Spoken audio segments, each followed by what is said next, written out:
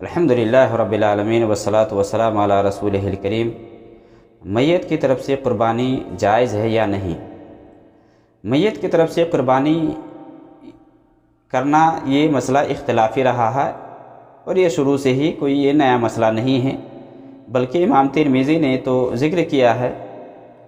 سنن ترمذی کے اندر، جہاں حضرت علی رضی اللہ تعالی عنہ نبی صلی اللہ علیہ وسلم کی طرف سے قربانی کرتے، اسی حدیث کے اندر ہے، امام ترمذی نے یہ کہا ہے وقد رخص بعض اہل العلم ان یداح عن المیت ولم یرى بعضهم ان یداح عنہ، کہ بعض اہل علم نے اس کی رخصت دی ہے قربانی کی میت کی طرف سے کرنے کی، لیکن بعض علماء نے اس کو درست نہیں سمجھا ہے، ولم یرى بعضهم ان یداح عنہ، یعنی بعض نے اس کو درست نہیں سمجھا ہے۔ تو یہ کوئی نیا میٹر نہیں ہے، کوئی نیا مسئلہ نہیں، اس میں اختلاف رہا۔ میت کی طرف سے قربانی کے کچھ حالات ہو سکتے ہیں۔ ایک حالت تو یہ ہے کہ زندہ کے ساتھ مردوں کو شامل کیا جائے،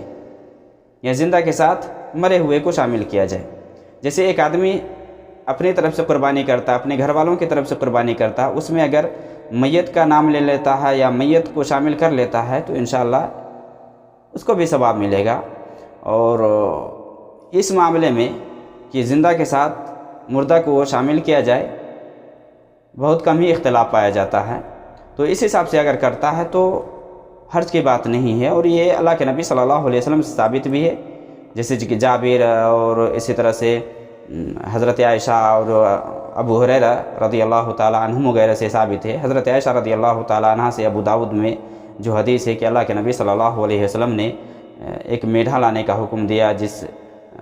کی آنکھ بھی کالی ہو اور اسی طرح سے پیٹ بھی، اور اسی طرح سے سنگھ والا ہو اور پاؤں بھی کالے ہوں، اس حساب سے آپ صلی اللہ علیہ وسلم نے حکم دیا تو وہ میڈھا لایا گیا۔ پھر اللہ کے نبی صلی اللہ علیہ وسلم نے حضرت عائشہ سے فرمایا کہ چھری لاؤ، پھر چھری کو پتھر پر تیز کرو۔ پھر اللہ کے نبی صلی اللہ علیہ وسلم نے چھری لی، اور اس کے بعد آپ صلی اللہ علیہ وسلم نے میڈھا کو لٹا کر کے آپ نے ذبح کیا، اور آپ نے نام لیا اللہم تقبل من، آپ نے یہ دعا کی کہ اللہم تقبل من محمد وآل محمد ومن امت محمد، کہ ایک میڈھا کی قربانی آپ نے محمد اپنی طرف سے، اور اسی طرح سے اپنے گھر والوں کی طرف سے، آل محمد کی طرف سے، اور اسی طرح سے اپنی امت کی طرف سے آپ نے قربانی کی۔ تو یہاں اگر کوئی آدمی زندہ کے ساتھ مردہ کا نام لے لیتا ہے تو انشاءاللہ خیر کی امید ہے، اور اس میں سمجھتا ہوں کہ بہت کم ہی لوگ اختلاف کرتے ہیں، گرچہ کہ یہاں بھی کچھ لوگ اختلاف کرتے کہ نہیں میت کی طرف سے قربانی ہے ہی نہیں، کیونکہ یہاں کہتے ہیں کہ اللہ کے نبی صلی اللہ علیہ وسلم نے جو قربانی کی ہے اس میں صرف زندہ شامل تھے، جو قربانی نہیں کر سکے، یا بعض روایت میں آتا ہے عن من لم یضح من امتی کے حوالے سے کہ جس نے میرے امت سے قربانی نہیں کی اس کی طرف سے یہ۔ تو یہ اگر مردہ کا نام زندوں کے ساتھ لے لیا جائے تو یہاں مسئلہ اتنا نہیں بگڑتا ہے جتنا کہ مستقل طور سے قربانی کے حوالے سے ہوتا ہے۔ اور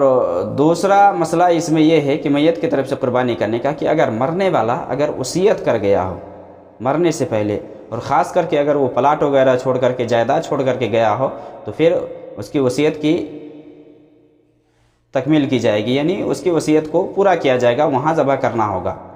تو اگر وصیت کر کے جائے تو یہ مسئلہ بالکل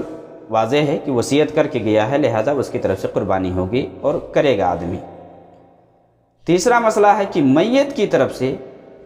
طرف سے مستقل طور پر قربانی کرنے کا، اور یہاں آ کر کے لوگوں میں اختلاف ہوتا ہے کہ مستقل طور پر میت کی طرف سے قربانی ہے یا نہیں ہے۔ تو جو لوگ قربانی کے قائل نہیں ہیں وہ لوگ کہتے ہیں کہ اللہ کے نبی صلی اللہ علیہ وسلم سے کہیں ایسا ثابت نہیں ہے کہ اللہ کے نبی صلی اللہ علیہ وسلم نے مستقل طور سے قربانی کی ہو یا آپ نے قربانی کرنے کا حکم دیا ہو۔ جو لوگ اس کو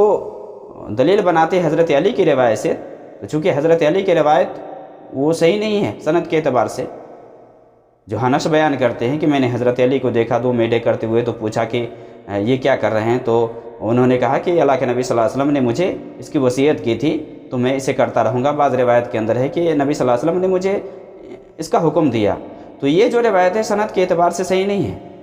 اگر مان لیتے کہ سند کے اعتبار سے صحیح ہے تو حضرت علی نے کہا کہ اللہ کے نبی صلی اللہ علیہ وسلم نے وصیت کی تھی، تو اگر وصیت کا معاملہ ہے تو الگ بات ہے۔ میت کی طرف سے مستقل قربانی کرنے کے حوالے سے کوئی ایسی دلیل نہیں ہے جس سے آدمی ثابت کر سکے کہ میت کی طرف سے قربانی ہوگی، اسی لیے یہاں اختلاف ہوتا ہے۔ تو کچھ علماء کہتے ہیں کہ میت کی طرف سے قربانی اس لیے جائز ہے کیونکہ یہ مالی صدقہ ہے، اور مالی صدقہ کرنا اللہ کے نبی صلی اللہ علیہ وسلم سے ثابت ہے۔ جیسے کہ ایک صحابی اللہ کے نبی صلی اللہ علیہ وسلم کے پاس آئے اور کہے کہ اللہ کے نبی صلی اللہ علیہ وسلم میری ماں کا اچانک انتقال ہو گیا ہے، تو میں سمجھتا ہوں کہ اگر وہ بول پاتی تو کہتی کچھ صدقہ وغیرہ کرنے کے لیے، تو کیا میں ان کی طرف سے صدقہ کر دوں تو انہیں فائدہ ہوگا؟ تو آپ نے فرمایا کہ ہاں، اور یہ روایت صحیح ہے۔ مالی صدقہ پہ قیاس کرتے ہوئے جو لوگ قربانی میت کی طرف سے کرنے کے قائل ہے وہ مالی صدقہ پر اس کو قیاس کرتے ہیں، اور جو لوگ